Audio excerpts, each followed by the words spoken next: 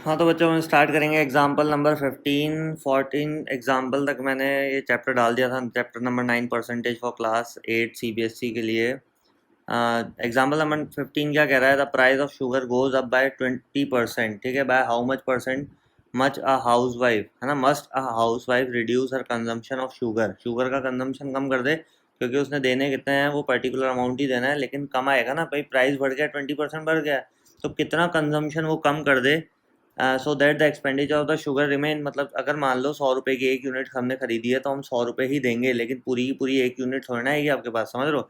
तो अभी जो न्यू कॉस्ट है एक यूनिट की वो कितनी होगी? 120 रुपये, क्योंकि 100 का 20% निकाल लो, 100 ऑफ 20% कितना होगा? 20 रुपीज़। 100 प्लस 20 कितना हो जाएगा? 120 हो जाएगा। क्लियर?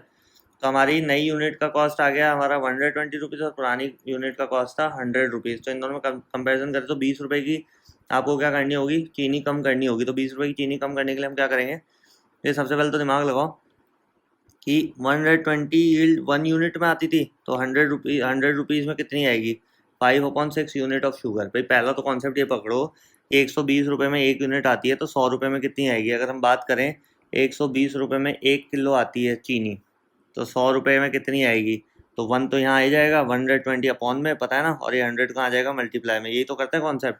तो 100 अपॉन 120 जब आप करोगे तो 0 0 कैंसिल हो गया, 2 5 10 हो गया, 2 6 12 हो गया।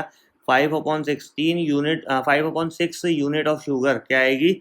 100 रुपीज़ में आपको टोटल मिलने वाली है 5/6 यूनिट शुगर। तो आपका अगर कॉन्सेप्ट बात की जाए कि हमने 100 रुपीज़ देकर 5/6 यूनिट लेनी है, तो टोटल क्या होता है? 1 होता है। समझ रहे हो? रिडक्शन ऑफ कंजम्पशन क्या है? 1 में से, क्योंकि जब भी फ्रैक्शन माइनस किया जाता है, जैसे 5/6 एक्चुअल में हमें मिल रही है 100 रुपये में, तो बाकी कितनी नहीं मिली चीनी वो कितनी होगी? 1 में से 5/6 लेस कर दिया, बचेगा कितना? 1/6 आएगा। एलसीएम लेके देख लेना। तो ये जो 1/6 है ना, ये रिडक्शन ऑफ कंजम्पशन है। इतनी चीनी आपको कम करनी पड़ेगी अपने कंजम्पशन में से। 1/6 पार्ट आपको क्या करना होगा? अपनी चीनी में से कम करना होगा, तब जाके आप क्या करोगे? 100 रुपये में यूनिट रिसीव कर पाओगे। तो यूनिट कितनी रिसीव करी हमने 100 रुपीज़ में? 5/6। 5/6 अगर हम रिसीव कर रहे हैं, तो 1 में से अगर 5/6 लेस किया तो 1/6 हम रिसीव नहीं कर रहे हैं। पहले हम क्या कर रहे थे? 5/6 भी रिसीव कर रहे थे, 1/6 भी रिसीव कर रहे थे, क्योंकि जो प्राइस था वो 100 रुपये में मिल रहा था। लेकिन अब हो गया 120 रुपये में, और 120 रुपये में हमें सिर्फ 5/6 मिल रही है, मतलब 1/6 नहीं मिल रही है। और जो नहीं मिल रही है उसका तो परसेंटेज निकालना। क्या बोल रहा है? By how much percent must a housewife reduce. कितना रिड्यूस करे? 1/6%। वो 1/6 क्या कर दे? वो रिड्यूस कर दे। तो जब भी फ्रैक्शन को परसेंटेज में निकालना होता है तो आपको पता है मल्टीप्लाई 100 करना होता है। इतना ज़्यादा रामायण करने की जरूरत है ही नहीं। ये जो लिख रखा है इसको छोड़ो। आप जब भी 1/6 हो, क्योंकि परसेंटेज में पूछा है, क्या पूछा है? How much percent must a housewife reduce her. अगर ये परसेंट की जगह फ्रैक्शन बोलता तो हम 1/6 लिख के आ जाते, लेकिन इसने पूछा how much percent must a housewife reduce her consumption of sugar so that the expenditure that remain. तो हमें 100 रुपये में तो क्या मिल रहा है? 5/6 मिल ही रहा है। उसके अलावा जो नहीं मिल रहा है वो 1/6 है, और 1/6 के बराबर हमने क्या कर देना? उसका परसेंटेज निकाल देना है। तो 100 को 6 से डिवाइड करोगे, 2 3 6 तो 50 हो गया। 50 को 3 से डिवाइड करते ही क्या हो जाएगा? यहाँ पर 16 2/3 आ जाएगा। ये मिक्स फ्रैक्शन में कर लेना डिवाइड करके। अब ये मिक्स फ्रैक्शन तो आता ही होगा यार, आप लोग समझ पा रहे हो बात? तो चीज़ें आसान है, इतना कोई टिपिकल नहीं है, थोड़ा दिमाग लगाओ, सब हो जाएगा। ये बोल रहा था population of a town increases by 6% annually. हाँ भाई, हर साल 6% इंक्रीज होती है population of town. The present population is 17,419। What was it's year ago? Simple सा कॉन्सेप्ट है, बाद का दे रखा है आपको, क्योंकि प्रेजेंट पॉपुलेशन है, मतलब आज की बात कर रहा है। और was it a year ago, एक साल पहले की बात, एक साल पहले की पूछ रहा है कि क्या पॉपुलेशन होगी। तो एक साल पहले की पॉपुलेशन हम मान लेते हैं एक्स, और एक्स का 106% क्या हो गया? क्योंकि एक्स ईयर में तो कोई भी अगर हमें पॉपुलेशन दे रखी है वो 100% के बराबर होती है, उसमें क्या हो गया? 6% और इंक्रीज हो गया, तो टोटल कितना हो गया? 106%।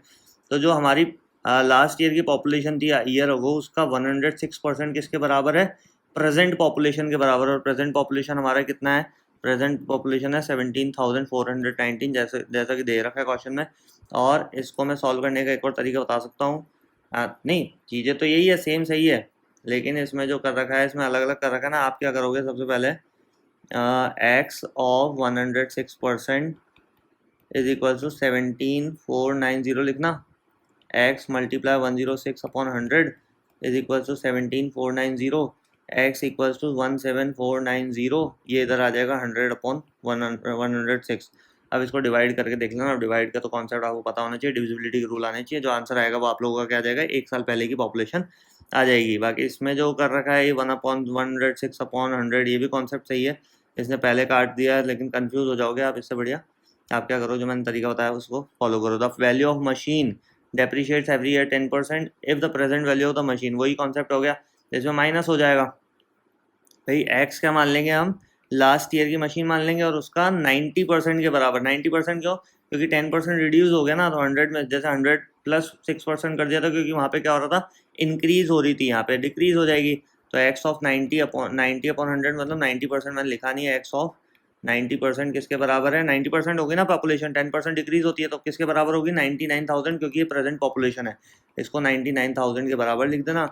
x multiply by 90/100 is equal to 99,000, x equals to 99,000 multiply 100/90, divide करके देख लेना, आप लोगों को सॉल्यूशन मिल जाएगा।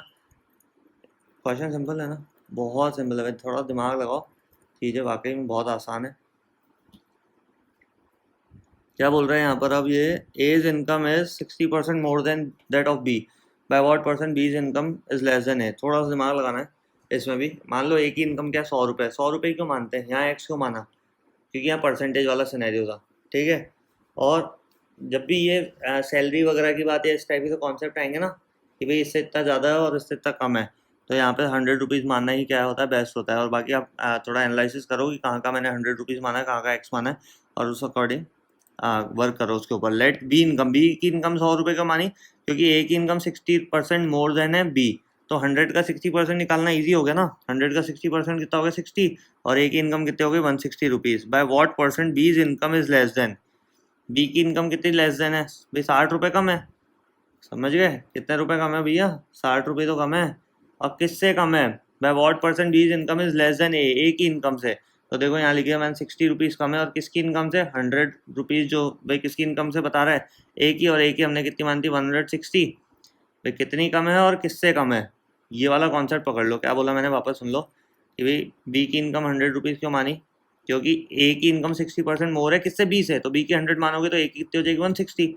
और एक कॉन्सेप्ट और बता दूँ, 160 रुपीज़ अगर ए की इनकम है तो बी की इनकम 100 रुपीज़ है, ए की इनकम 100 रुपीज़ होगी तब बी की इनकम कितनी होगी। ये वाला भी कॉन्सेप्ट बढ़िया है अगर देखा जाए तो और मैं सिंपल सा तरीका बता दूँ, अगर इसको नहीं करना चाहो आप, इसको अगर नहीं करना चाहो तो इससे भी सिंपल मेरा प्रोसेस है।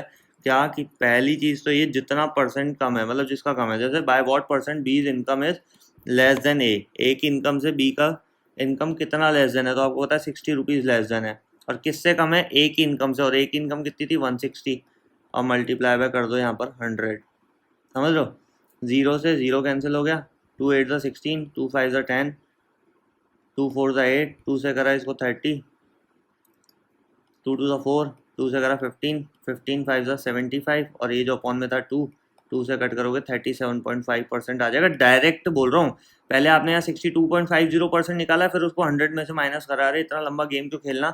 आपको पता है जब भी आपके मार्क्स आते हैं एग्जाम में, तो उसमें हम परसेंटेज निकालते हैं, उस परसेंटेज निकालने का कॉन्सेप्ट क्या होता है कि भाई जितने नंबर आए और जिसमें से आए, यही होता है। तो यहाँ पे अगर हम बात करें 20 की इनकम लेस देन है किससे, ए की इनकम से, कितनी लेस देन है वो लिखो, 60 लेस देन है, पता है ना। बी की इनकम कितनी है, 100 रुपीज़ है, कितनी है बी की इनकम, 100 रुपीज़ है, और किससे कितनी कम है, ए से कितनी कम है, 60 रुपीज़ कम है, और ए से कम है इसलिए ए का अमाउंट नीचे लिखेंगे 160 और मल्टीप्लाई 100 कर देना, डायरेक्ट आपका 37.5% आ जाएगा। ये पूरा सिनेरियो करने की जरूरत नहीं पड़ेगी, 100 में से माइनस करने का कॉन्सेप्ट ही नहीं रहेगा। तो ध्यान रखो, जैसे परसेंटेज हम एग्जाम में अपने निकालते हैं, हमारे जो रिजल्ट आता है उसका परसेंटेज निकालते हैं, सेम उसी कॉन्सेप्ट से हमें क्या करना है, इसका भी निकालना है। तो अगर मैं बात करूँ इस क्वेश्चन में जो वेरिएशन आपको कहाँ से डालना है, यहाँ तक तो सेम रखना, उसके बाद जो ये लाइन है ना, ये पूरा मत करना, उसकी जगह मैंने बताया कि भाई जितना कम है वो 60 रुपीज़ कम है, ठीक है। बी की इनकम कितनी है, 60 रुपीज़ कम है ए से, और ए की इनकम से कम है तो ए से ही तो कंपैरिजन करेंगे, और ए की इनकम कितनी है, 160 है, मल्टीप्लाई 100, कॉन्सेप्ट सॉल्व, खत्म बात, राधे राधे।